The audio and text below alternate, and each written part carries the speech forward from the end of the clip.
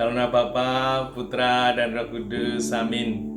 Ibu Bapak, saudari-saudaraku yang terkasih, salam bantul kasih berkat dalam.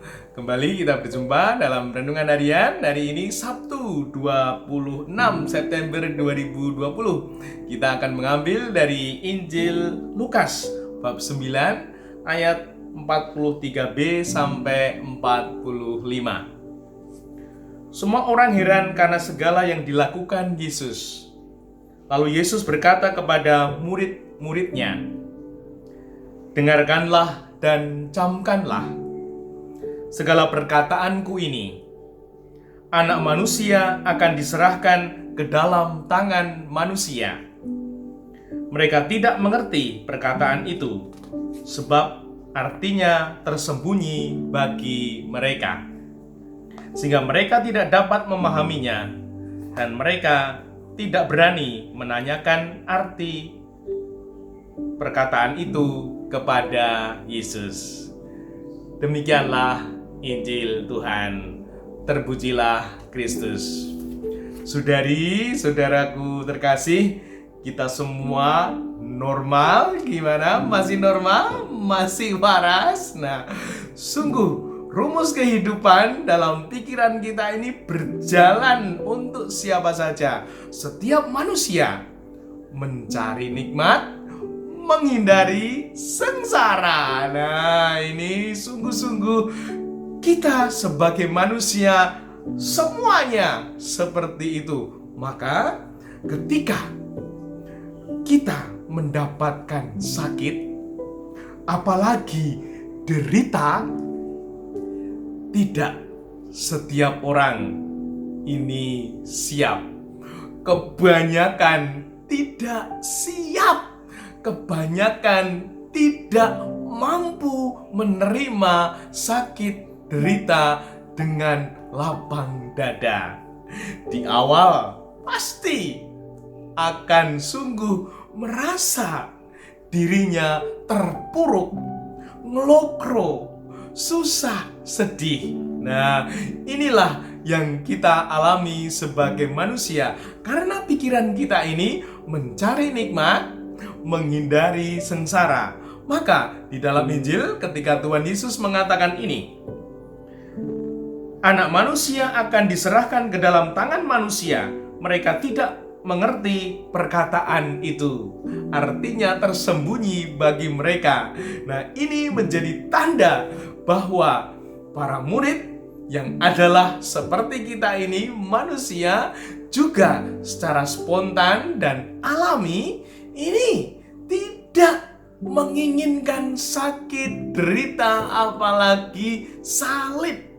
Dan Tuhan mengatakan anak manusia akan diserahkan ke dalam tangan manusia untuk menderita, maka mereka tidak mampu mengerti perkataan itu. Nah, inilah yang harus kita renungkan, meneladan Tuhan kita Yesus Kristus, supaya kita ketika mendapatkan sakit derita bisa seperti orang Jawa yang mengatakan ginanjar sakit. Wah, luar biasa kalau bisa mengatakan itu, bahwa sakit dan derita itu ganjaran, itu anugerah dari Tuhan agar kita lebih bisa bersyukur ketika sehat. Nah, semoga kita sungguh-sungguh mampu memaknai itu. Maka mari kita belajar pribadi-pribadi yang sungguh-sungguh mengerti kehidupan ini. Yang pertama, bahwa dia punya sense of crisis. Nah, orang yang mampu menerima sakit derita, dia punya sense of crisis. Karena apa? Terlebih di saat pandemi ini, dia tidak diam saja, atau bahkan mencari alasan dan pembenaran untuk tidak melakukan sesuatu. Entah kita sebagai bapak, sebagai ibu, sebagai anak, sebagai anggota masyarakat, anggota dewan, entah itu dalam kantor atau dalam paroki. Nah, siapa yang mencari alasan dan pembenaran untuk tidak melakukan sesuatu, diam saja, hanya melihat. Nah, ini sungguh pribadi yang tidak punya sense of crisis. Nah, tidak mampu menerima dengan lapang dada sakit dan derita. Yang kedua, pribadi itu sungguh berdedikasi.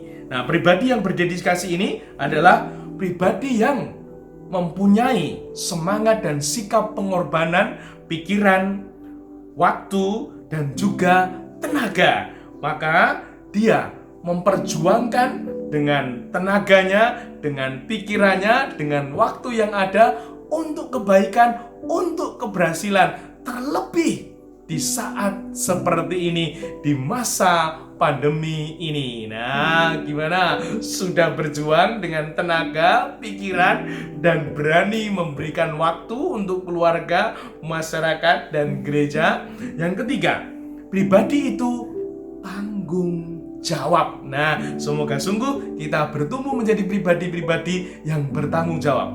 Tugas pokokku berjalan, dijalani dengan sepenuh hati, dengan total, dengan semangat, sehingga sungguh meskipun situasinya berat, namun tetap menghasilkan berkat. Nah, semoga hidup kita belajar dari Tuhan untuk siap sebagai anak manusia, harus berani dan siap menderita. Dimuliakanlah Tuhan, kini dan sepanjang masa. Salam bantul kasih, berkah dalam nama Bapa, Putra, dan Roh Kudus. Amin.